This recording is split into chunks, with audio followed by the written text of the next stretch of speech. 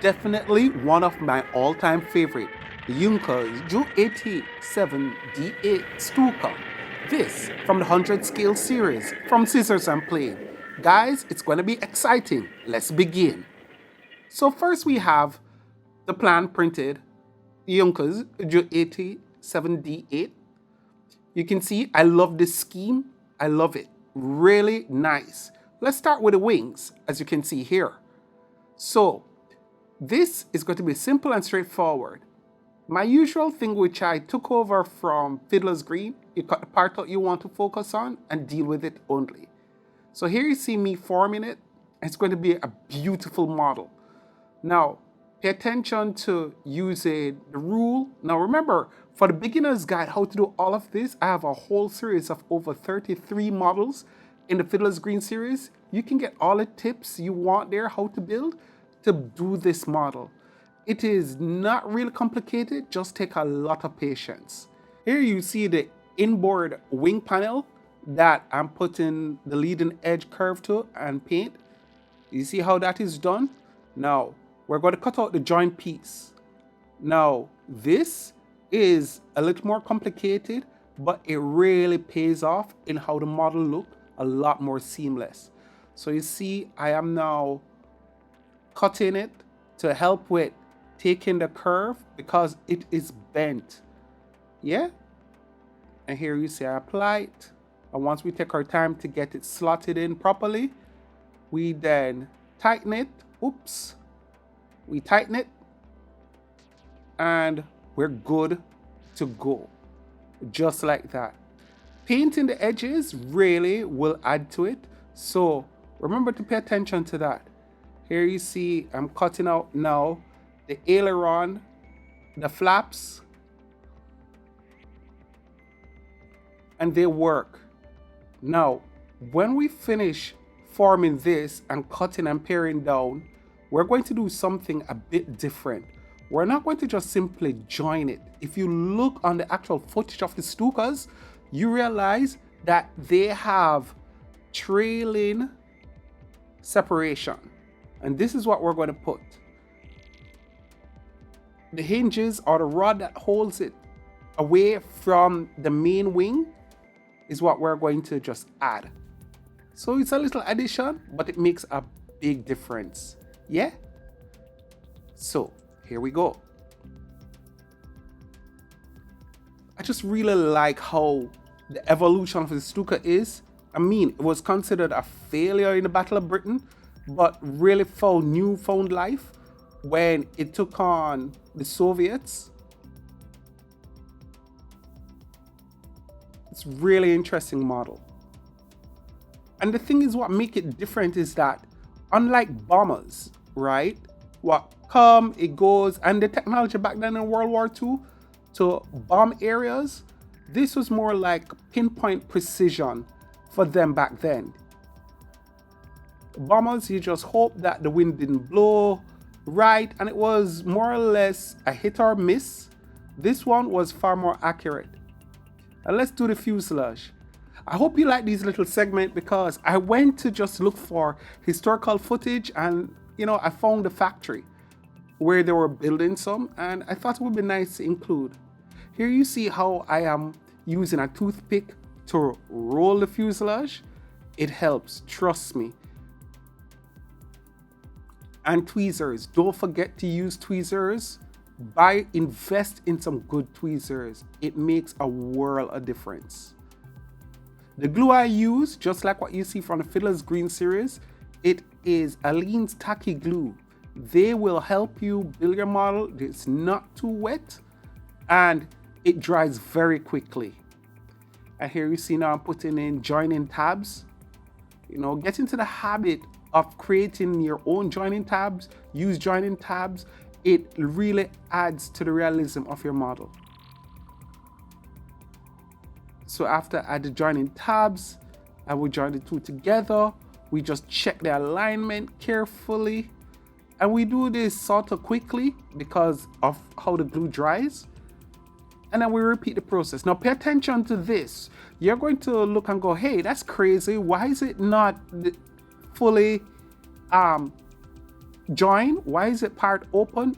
It's deliberate that way. Join the bottom half. Make sure the top part will be open, okay? The canopy will cover it, so don't worry about it.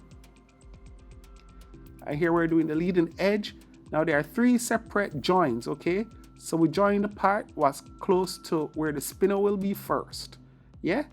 And then the part that will take the radiator, we're now going to join them separately.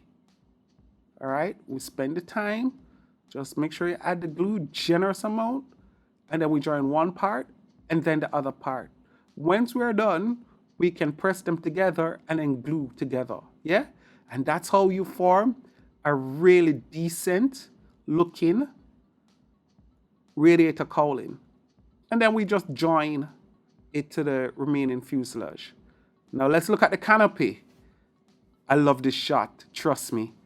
The canopy, use my toothpick, of course, roll, and then we use our cake decorating tool to just add the curves. Really nice. And then once we get the general shape of what it is, we use our Aleene's tacky glue, right? I probably need to get in touch with them to ask about if they want brand marketed, because trust me, it's really good. I highly recommend it. And there you have it. And use my tweezer to make sure everything is slotted into place properly. Spend the time to make sure your fuselage works. And now let's join the wing and the fuselage together. Now you see I use a toothpick and I crank it to get the basic shape of what it will look like. Yeah? Now 2 things it's going to do. It'll help with the proper alignment of the wings so they're not mismatched. And it really adds structural integrity to it. So work with it. Cutting off the excess with my little cutter. And then putting on a generous amount of glue on the wing, not the fuselage. And then we just join in place. Yeah? And we just check to make sure 2 things. 1, it is level. And now we go to the rudder. The tail surface even. Now, we cut out, we fold where we need to fold, and we use a toothpick to really form the base of the rudder. The rudder isn't flat, okay? So spend the time to form it, all right? Because your fuselage is going to be slotted into the fin. So you see, that's why I'm spending the time, making sure the space is correct, okay? And put a generous amount of tacky glue and we slide right. You see that? Excellent. And we check, make sure the alignment is proper, make sure it's 90 degree, and bam, there you have it. And then we just join the stabilizer, which is really lovely. Simple, straightforward. To ensure the proper alignment and the proper level, we then put in stripped toothpick, and then just like the main wing, we coat the edge of the stabilizers and join. Now the elevator horns we put on the rear of the stabilizer as shown here. Just in case you're wondering what that was, elevator horns. And then we join the braces for the stabilizer. There we go. Coming together nicely. Don't worry, once you paint up your model, you'll be surprised how good it looks. Now let's deal with the spinner and the front. Now you see I'm using the ball of the cake decorating tool to just curve the very front of the fuselage. Do that. Trust me, it's going to add so much more realism to your model. You will not regret doing that. Just get it done. Trust me. And here you see how I'm putting the spinner together. Now, 2 things. Whenever you build a model, people are going to pay attention to the cowling, the spinner without subconsciously realizing it, and the canopy. So if you take care of those 3 main things, you're halfway there. Everything else will fall into place. Yeah? And here now you see I'm using the tip of my paintbrush handle to form the spinner. It's very important. I'm sorry for the noise in case you're hearing anything in the background. And there you have it. Now, once we join the spinner, look what I'm going to do with the edge of that paintbrush handle. You see I am rolling it on the very edge. It helps, okay? So it forms a compound curve. We just make sure reinforce that curve that we had for the fuselage. We're going to now put that strip of paper we cut there in the spinner. Paint the edge because you know we're going to lose that after. And we slide it in. And look at that. Look how good it looks. Let's put in the exhaust, okay? Now remember, this probably operated in the twilight time. So it carried the exhaust shroud. Now I'm using solder wire, which is about 1.5 millimeters. Okay. Now, the reason why I use the solder wire is this. The complicated bend that the Stuka exhaust had, this particular D8, you had to form the curve of that paper. And that will prevent the paper from buckling. We just slide it out and we just paint the edge of it. We attach it, make sure they are both aligned properly, and we're good to go. All right.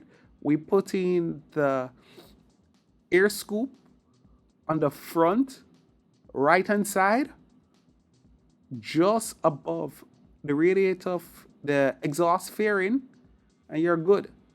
Now, the cooler, we're putting in the radiators. Nice. Simple, straightforward 1, 2. We slide it to the back, glue into place, and we're good. And then we just touch up, paint job all over. And you see how it comes together nicely? Just a little painting here and there, and you're good to go. By the way, don't worry about the glossy look. It is what the paper I printed on. Let's take care of some wheel pants. So, pay attention now. This is where things can get a little complicated. I use my ballpoint to roll and to make compound curves for the wheel pants. And then I take my time, glue one side, then the other. All right. This here, although it looked less than a minute, what I'm showing you here, it took me the better part of probably 10-15 minutes to carefully get it done properly and to glue everything into place step by step. And then we cut out the strut fairing, landing gear strut fairings. And now to secure them, we use a slice of toothpick, glue the base of strut fairing, slide over, and we're good. We'll just cut excess off, and then we just put into the wing. And we repeat the process for the other side, and then we're good. Now, the thing is, in doing all of this, the wheel will not fully, based on how I did this, the wheel will not fully fit in there. So what I did is to cut a part of the wheel off that should be inside there to help with the wheel floating in. And then we just paint the edges, and then we're good. All right? Look at that. Now, let's make the bomb and the bomb rack. Again, we take our time, sharp X-Acto blade, very good, highly recommended. And then we just form the bomb. The same principle we use to do the spinner, the same principle we use to do the wheel pants and the cowling, the edge of the cowling for the engine is the same principle for the bomb. So what you see me do here is just a repeat. And eventually it becomes second nature. And the reason why you see that excess, of course, is that those are just the paper I use to do two things. One, to straighten, and two, to be the attachment points for the joints, the panel, the different bomb section. Look at that. And then we put on the bomb fin, And once we get all of this, we then simply paint away. Yeah? Look at this. And at 100 scale, trust me, it is really nice. It's really nice. And to consider that this kit cost me $1 on e-card models, highly worth it. This is a type of thing that will get me addicted to doing models like this. I know the wings look skewed and the crosses look skewed. It's because of the angle at which the wing is bent. And now that we are putting in the blade, the prop blades, the model is completed. I hope you like what you see so far, and I hope you enjoyed it. I'm trying to test new formats, how to present things to you so that it's entertaining as well as you learn from it. So up next, hopefully, we'll do the Patez 630. And thanks, guys. I really appreciate you watching to all this. Please, if you haven't already, subscribe, like, leave a comment and let me know how else and what else would you want to see me build in the 100 scale series. So until then, my friends, I just want to first and foremost thank all my Patreon sponsors. You have made this possible and I'm really grateful. And remember, enjoy the present. Stop trying to be so anxious about the future. Anxiety never changes anything. Enjoy what you have now. Until then, my friends, walk good, one love.